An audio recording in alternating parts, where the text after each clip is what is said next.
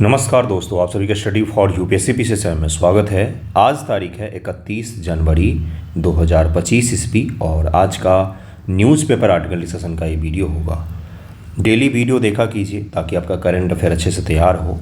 देखिए आज का हेडलाइन क्या है, एक एक करके टॉपिक को कंप्लीट करते चलते हैं। एक तो ये है कि प्रयागराज में भगदड़ के पश्चात से वहाँ पर कई सारे रूल रेगुलेशन को टाइट किया गया है। वीआईपी पास से जितने भी थे उनको कैंसिल किया गया है।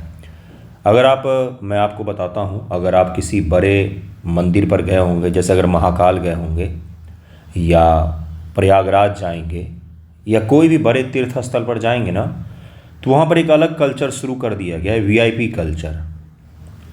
ये चीज़ गलत होता है। आप किसी के शादी फंक्शन में नहीं जा रहे हैं, आप ईश्वर के समक्ष जा रहे हैं। वहाँ पर कौन वीआईपी? उनके लिए तो सब बराबर हैं। आप अगर महाकाल ही जाएंगे तो वहाँ पर 2100 से लेकर 5000 रुपये तक है कि अगर आप मंदिर के अंदर जाकर पूजा करना चाहते हैं तो। प्रयागराज में भी यही चीज़ है। वीआईपी कल्चर के कारण से सामान्य रूट बाधित हुए और कंट्रोल नहीं हो पाया भीड़। उसके कारण से क्या हुआ, भगदड़ हुई, कई सारे लोगों की मृत्यु हो गई है। तो ये कल्चर नाजायज़ है, बिल्कुल नहीं होना चाहिए, कहीं भी नहीं होना चाहिए। सामान्य दिन में भी नहीं होना चाहिए, किसी भी मंदिर पर, किसी भी धार्मिक स्थल पर नहीं होना चाहिए। ओके, तो एक तो छोटा सा न्यूज़ ये था। किसी दिन हम लोग भगदड़ को देख लेंगे, क्लाउड मैनेजमेंट को देख लेंगे, किस प्रकार से क्राउड को मैनेज किया जाता है। यहाँ पर देखिए क्या है, आपको पता ही होगा कि डीप सीक जब से चाइना में लॉन्च हुआ है, उसके पश्चात से भारत में भी लगातार लोग सरकार से पूछ रहे थे कि हम क्या कर रहे हैं इस दिशा में, हम क्या कर रहे हैं। तो ये भारत सरकार के आईटी मिनिस्टर हैं अश्विनी वैष्णव जी, और इन्होंने बोला है कि हम अगले 4 से 8 महीनों में अपना मॉडल लॉन्च कर देंगे। लेकिन अगर आप द हिंदू उठाएंगे आज का ही, उसमें लिखा हुआ है 10 से 11 मंथ। यहाँ पर टाइम का ही तो मारामारी है कि कौन पहले और कौन कितना बढ़िया मॉडल बना रहा है। 10 महीने बाद हो सकता है उनका कोई और अपग्रेडेड मॉडल आ जाए। हम इसमें पीछे चल रहे हैं। मेरा कहने का तात्पर्य ये था, हमें काफ़ी पहले करना चाहिए था। द हिंदू में लिखा हुआ 10 मंथ, यहाँ पर लिखा हुआ 4 से 8 महीने। खैर चलिए यहाँ पर आ जाते हैं। हमारा अपना मॉडल होगा, ये ज़्यादा सही है, होगा ज़रूर, ये ऐसा इन्होंने बोला है कि अपने देश में कई सारे जगहों पर इस प्रकार के मॉडल का निर्माण हो रहा है। भारत सरकार जल्द ही उसको लॉन्च भी करेगी। इसमें इन्होंने चर्चा किया है कि हमने कई सारे जीपीयू मंगवाए हैं, ग्राफिक्स प्रोसेसिंग यूनिट जिसको कहा जाता है। ये क्या होता है जीपीयू? ये आपने पहले भी सुना होगा। पहले कंप्यूटर मदरबोर्ड के साथ में अलग से इसको कनेक्ट किया जाता था। आपकी सामान्य भाषा में बताऊँ तो मल्टीमीडिया वगैरह के लिए पहले मदरबोर्ड के साथ में सीपीयू के साथ में जीपीयू को अलग से लोग खरीदते थे ताकि उनका कंप्यूटर जो है वो सही से चल सके। मल्टीमीडिया जो पहले एक ज़माने में काम हुआ करता था, मल्टीमीडिया का आपने सुना हो, कोर्स भी लोग करते थे, तो उसके लिए कई बार ग्राफिक्स प्रोसेसिंग यूनिट की नीड होती थी, तो लोग इसका उपयोग करते थे। अब एआई के दौर में एआई मॉडल को ट्रेन करने के लिए या एआई मॉडल को तैयार करने के लिए जीपीयू का प्रचलन जो है बढ़ गया है। अभी तक आपने सुना होगा कि इंटेल और एएमडी ये 2 कंपनियां हैं जिनका दबदबा था कंप्यूटर में चिप लगाने को लेकर। आपके पास भी जो लैपटॉप होगा उसमें भी 99% चांस है कि इंटेल का प्रोसेसर लगा होगा, i5, i7, i3 इस प्रकार से, है ना, या फिर AMD का लगा होगा। यूपी सरकार ने जो फ्री में लैपटॉप बांटे थे उसमें AMD का प्रोसेसर लगा हुआ था। अब एक कंपनी अमेरिका की नावीडिया जिसका नाम है, वो जीपीयू का निर्माण करती है, और ये जीपीयू जो होते हैं ये हाईली एडवांस चिप होते हैं जिसके कारण से एआई के लिए इनका उपयोग किया जा रहा है। इस जीपीयू को हम लोग देखेंगे कि जीपीयू क्या होता है। इंडिया के एआई मिशन को देखेंगे हम लोग। सागर परिक्रमा 2 मिशन जो है उसके तहत में हमारे जो नौसैनिक हैं वो पृथ्वी के सबसे ज़्यादा दूरस्थ पॉइंट पर पहुँचे हैं, उसको भी देखेंगे हम लोग। एक एक करके टॉपिक देखते हैं। पहले जीपीयू देखेंगे, फिर इंडिया का एआई मिशन देखेंगे, फिर आगे के टॉपिक को देखेंगे हम लोग। ओके, एक छोटा सा और इसमें करंट है कि इंडियन ऑफिसर जो है शुभांशु शुक्ला जी, इंडियन एयरफोर्स के ऑफिसर हैं। ये एक्जियोम 4 मिशन है। एक्जियोम 4 मिशन में एक भारतीय पायलट के रूप में है। इससे पहले राकेश शर्मा जी अंतरिक्ष गए थे। इंदिरा गांधी जी की जब सरकार थी उस समय में रूस के अंतरिक्ष यान का उपयोग किया गया था। एक्जियोम 4 अमेरिका का नासा का मिशन है, जिसके भाग कौन है, तो शुभांशु शुक्ला जी हैं। और ये गगनयान जो हमारा मिशन जाएगा उसके लिए भी जो 4 पायलट चयनित हुए थे उसका भी हिस्सा है शुभांशु शुक्ला जी, तो उसका भी हिस्सा होंगे ये। और फिलहाल ये अंतरिक्ष यात्रा पर एक्जियोम 4 में जा रहे हैं, तो जब ये जाएंगे तब हम लोग एक्जियोम 4 को भी पढ़ेंगे। एक और छोटा टॉपिक है आज कि बेनू क्या है, तो एक छोटा सा एस्ट्रॉयड है, वहाँ से सैंपल लाया गया था अगस्त 2023 ईस्वी में पृथ्वी पर। उस सैंपल का अध्ययन करने से पता चला कि पृथ्वी पर जीवन की शुरुआत किसी बाहरी एस्ट्रॉयड के टकराने के कारण से हुआ था, ऐसा रिसर्च में सामने आया है। तो उस मिशन को भी हम देखेंगे। आइसिरिस एक्स मिशन कहा जाता है, नासा का मिशन है, उसको भी हम लोग देखेंगे। सीक्वेंस में एक करके टॉपिक को पढ़ते हैं और समझते हैं कि क्या वहाँ से पूछा जाएगा। ग्राफिक्स प्रोसेसिंग यूनिट, जीपीयू इसको कहा जाता है। क्या होता है ये जीपीयू सीपीयू में डिफरेंस भी मैं आपको समझा दूंगा। यह एक कंप्यूटर चिप है जो ग्राफिक्स और छवियों को प्रदर्शित करने के लिए मैथमेटिकल जो संचालन की तेज़ी से गणना करता है और कंप्यूटेशन करता है। इंग्लिश में क्या बोलें, कंप्यूटेशन करता है। ओके, सेंट्रल प्रोसेसिंग यूनिट की तरह में जीपीयू एक चिप घटक है जो कंप्यूटिंग डिवाइस से पाया जाता है। और आजकल एआई आने के पश्चात से ये चीज़ और भी ज़्यादा हावी होगा। समझिएगा कि मैं हमेशा क्यों कहता हूं कि हम पीछे हो गए हैं। जीपीयू का निर्माण भारत में नहीं होता है, चिप का ही निर्माण भारत में नहीं होता, तो जीपीयू कहां से हम बना पाएंगे। भारत सरकार ने इसके लिए बहुत प्रयत्न कर रही है कि भारत में इस प्रकार के चिप का निर्माण हो, क्योंकि आने वाला भविष्य जीपीयू का होगा, एआई मॉडल्स का होगा। अगर हम उसमें पिछड़ गए तो जिस प्रकार से जिस समय में दुनिया में सोशल मीडिया साइट्स बन रहे थे, फेसबुक बन रहे थे, गूगल बन रहे थे, सर्च इंजन बन रहे थे, आईटी के नए नए ऐप और वेबसाइट बन रहे थे, उस दौर में भारत में कुछ भी बड़ा नहीं बन पाया और हम पिछड़ गए। कोई आपने बड़ा सोशल साइट सुना है भारत का? नहीं सुना होगा। क्यों? क्योंकि हम उसमें समय से पीछे हो गए। अगर हमने समय से जीपीयू का निर्माण देश में नहीं शुरू करवाया, एआई मॉडल पर बहुत तेज़ी से काम नहीं किया, तो हो सकता है एआई मॉडल के दौर में भी हम 5-10 साल पीछे हो जाएं। इसीलिए आवश्यक है कि इन चीज़ों पर ज़्यादा जोर दिया जाए।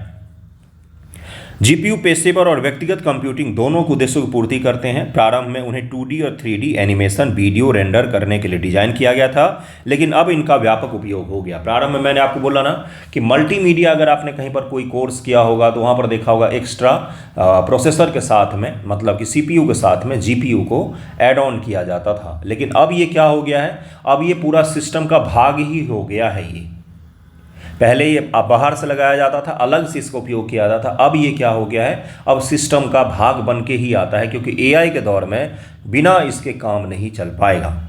अनुप्रयोग रचनात्मक सामग्री निर्माण, वीडियो संपादन, उच्च प्रदर्शन कंप्यूटिंग एचपीसी और कृत्रिम बुद्धिमत्ता एआई में इसका उपयोग किया जाता है।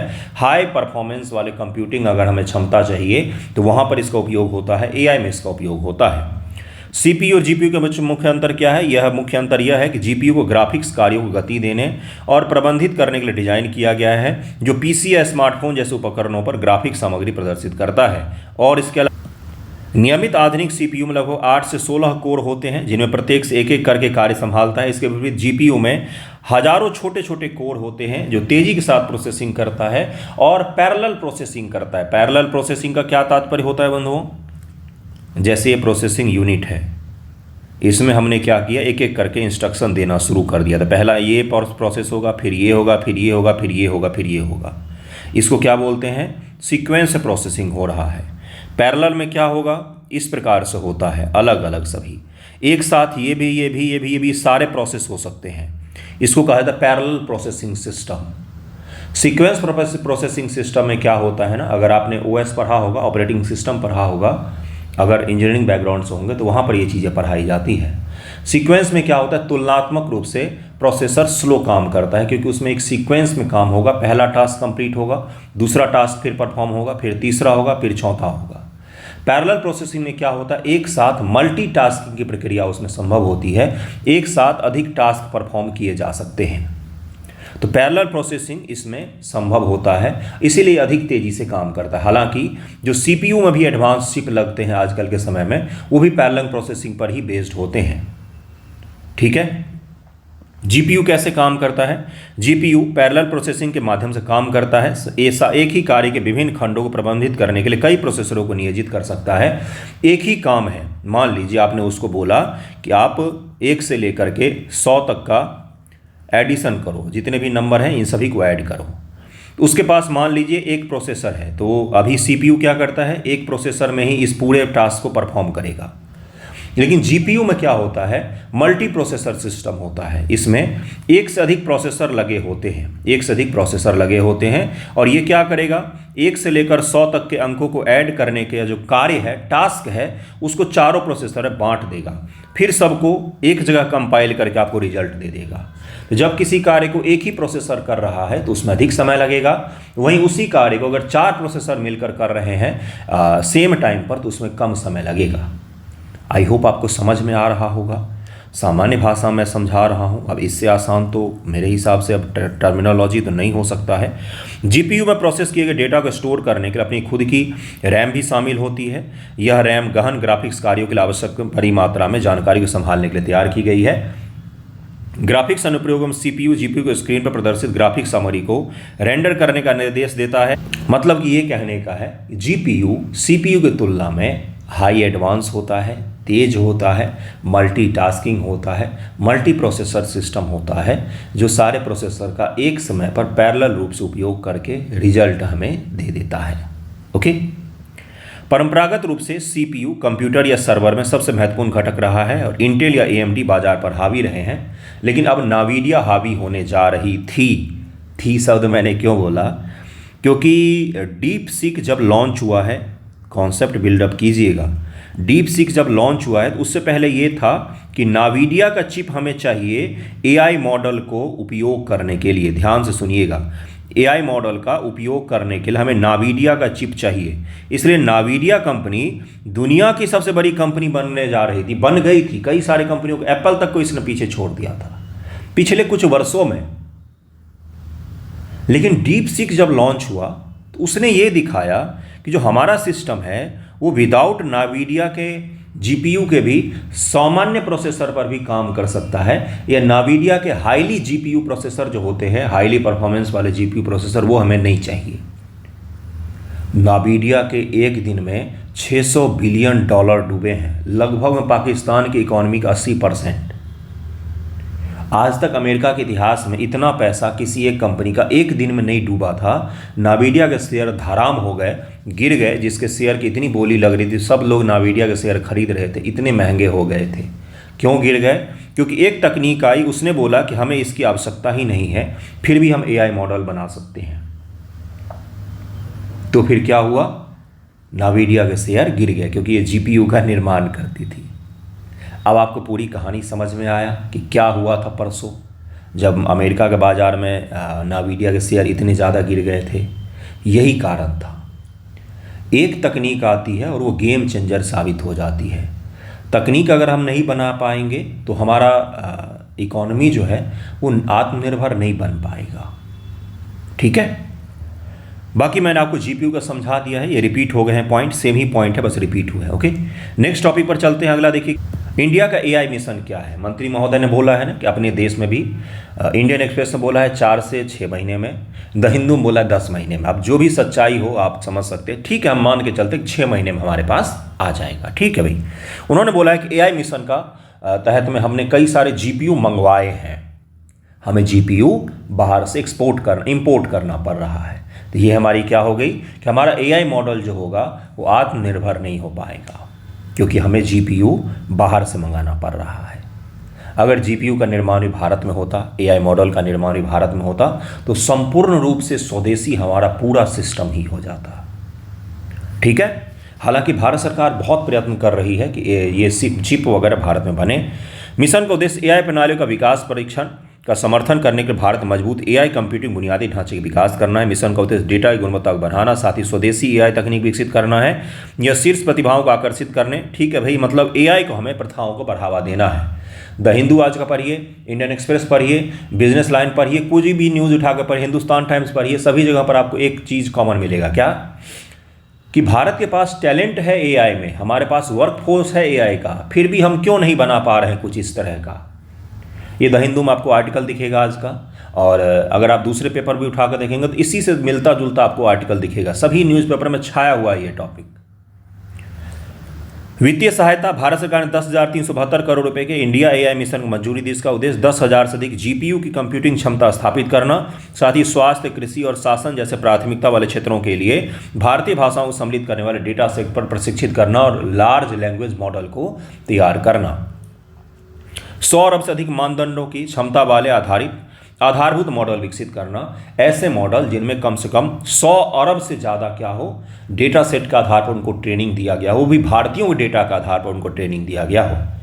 एक बहुत ही फेमस राइटर हैं जिनकी 2-3 किताबें हैं। एक तो आपने पढ़ा होगा सेपियंस, एक उनकी किताब आई है नई नेक्सस, उनका नाम है नोआल हरारी। उन्होंने बोला कि एआई जो आज हम ट्रेंड कर रहे हैं वो आजकल के आसपास के डेटा के आधार पर ही ट्रेंड कर रहे हैं। थोड़ा सा आपको क्रिटिकली सोचने का मैं दे रहा हूँ रास्ता, किस दिशा में सोचिएगा। आज के जो हमारे पास डेटा है, जैसे मान लीजिए हमने एनसीआरबी का डेटा दिया, हमने नौकरी का डेटा दिया, हमने उनको समाज में काम करने वाले लोग और एजुकेशन का डेटा दिया, हमने उनको क्राइम का डेटा दिया। इस आधार पर हमने क्या किया, एआई को ट्रेंड किया। क्या हमारे समाज में लैंगिक भेदभाव नहीं है? एनसीआरबी के डेटा से एआई को ये नहीं पता चलेगा कि इस समाज में या जो भी है यहाँ पर क्या है, महिला और पुरुष में भेदभाव होता है।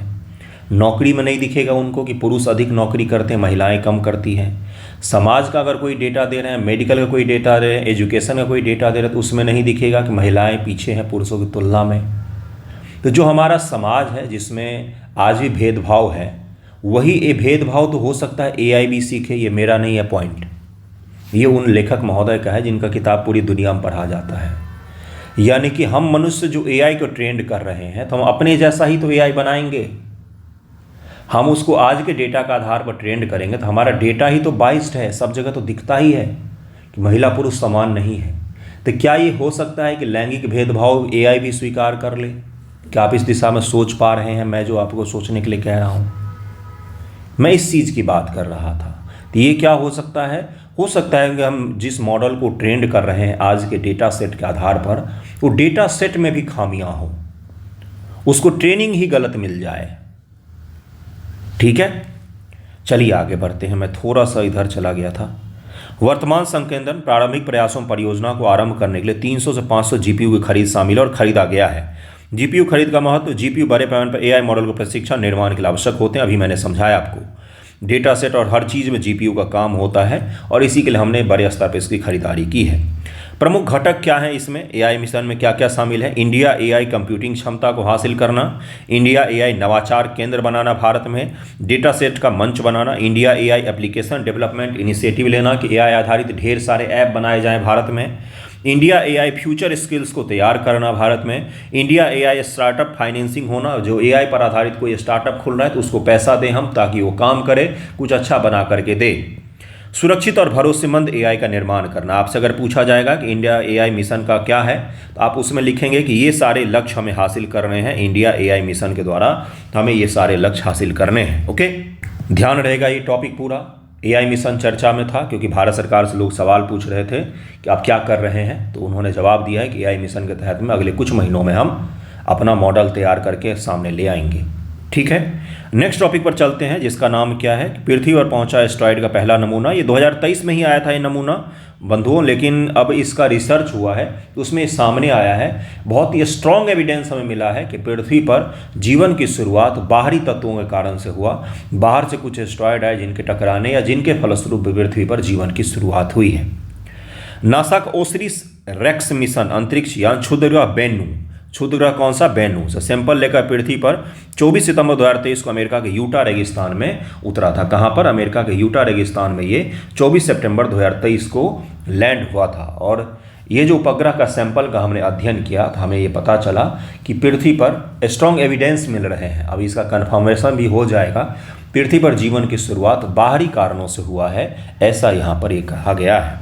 नासा ने वर्ष 2016 में OSIRIS REx origins spectral interpretation resource identification, security, regolith, explorer, ये पूरा नाम है ओसिरिस रेक्स का। ओसिरिस रेक्स का फुल फॉर्म यही है, इसको कृपया ध्यान में रखें। अंतरिक्ष यान बेनू क्षुद्रग्रह के यात्रा हेतु लॉन्च किया था, 2016 में लॉन्च किया था। ये गया वहाँ पर, उस क्षुद्रग्रह से सैंपल लिया इसने और सैंपल लेकर वापस पृथ्वी पर 2023 में पहुँचा, सितंबर माह में पहुँचा है ये। ओसिरिस रेक्स जो नमूना लेकर उतरा वो अंतरिक्ष चट्टान के 4.6 बिलियन वर्ष पुराने टुकड़े हैं और उस बिलियन वर्ष पुराने टुकड़े का हमने अध्ययन किया। ये जो बेनू क्षुद्रग्रह है ये पृथ्वी से टकराएगा 2175 ईस्वी में, लगभग 150 वर्षों के पश्चात हो सकता है कि ये पृथ्वी से टकराए। यह टुकड़ा इस बात पर प्रकाश डालता है ग्रह कैसे बना और जीवन कैसे शुरू हुआ था। यहाँ पर देख सकते हैं आप, छोटा सा है ये मिशन पूरा यहाँ पर रूपरेखा बनाकर दिया गया है। पृथ्वी के निर्माण का राज खुल सकता है इससे। क्षुद्रग्रह बेनू को ही क्यों चुना गया? बेनू को संभावित रूप से खतरनाक क्षुद्रग्रह में वर्गीकृत किया गया है। नासा का सुझाव है कि 2100 के दशक के मध्य के बाद कम से कम 2300 तक इसके पृथ्वी से टकराने की संभावना है। 2100 के मध्य के बाद यानी कि 2150 से लेकर 2300 ईस्वी तक के बीच में ये टकरा सकता है पृथ्वी से। आने वाले कुछ वर्षों में टकराएगा ये पृथ्वी से। तब तक हो सकता है कि हम पृथ्वी छोड़ के कहीं और जा चुके हों, फिर टकराए, हमें क्या लेना देना। मैं ही आपको ये कह रहा हूँ कि इस मिशन को समझिएगा, ये मिशन क्या था, टर्मिनोलॉजी इसमें क्या क्या है। ओसिरिस रेक्स इसका नाम था। बेनू क्षुद्रग्रह है, वहाँ से हमने क्या उठाया है, सैंपल उठाया, उसका अध्ययन किया है। अध्ययन करने पर हमें कुछ एविडेंस मिले हैं। एविडेंस आपसे ये नहीं पूछा जाएगा क्या हम एलियन हैं, ये सब एग्जाम में नहीं पूछा जाता है।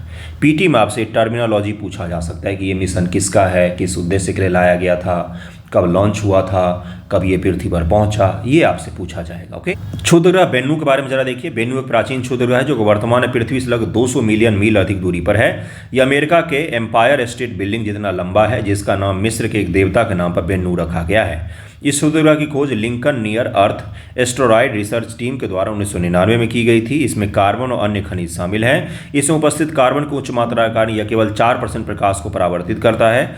बेनू का लगभग 20 से 40% अंतरिक्ष हिस्सा खाली है। यह लगभग 4.5 बिलियन वर्ष पुराना है और 2175 से 2199 या 2300 तक इसके पृथ्वी से टकराने की आशंका व्यक्त की जा रही है। अगला जो टॉपिक है वो नाविक सागर परिक्रमा 2 है। क्यों है ये टॉपिक चर्चा में, तो जरा न्यूज को देखिए फिर हम लोग आगे पढ़ेंगे। देखिए क्या नाम है इसका, INS Tarini crosses most remote part of earth. सबसे दूरस्थ पॉइंट है अर्थ पर कहीं भी स्थल से, ये प्रशांत महासागर में है। जब आप इस जगह पर होते हैं तो यहाँ से अंतरिक्ष स्टेशन ज़्यादा नज़दीक है इंसानों की आबादी से। ठीक है, आप पटना, घर से निकल के पटना जाने में संकोच करते हैं, घर से निकल कर दिल्ली आने में संकोच करते हैं। मैं महिलाओं की बात कर रहा हूँ। और ये 2 महिलाएं हैं जो पूरे पृथ्वी के परिक्रमा पर निकले हैं एक छोटा सा जहाज लेकर। पूरे पृथ्वी की परिक्रमा करेंगे। इसका नाम ही है क्या, सागर परिक्रमा 2। इन दोनों के नाम भी बताऊंगा मैं आपको। पॉइंट नीमो नाम है इसका। ठीक है, पॉइंट नीमो नाम है इसका, जहां पर ये पहुंची है। ये सबसे दूरस्थ, सबसे रिमोट एरिया है पृथ्वी का।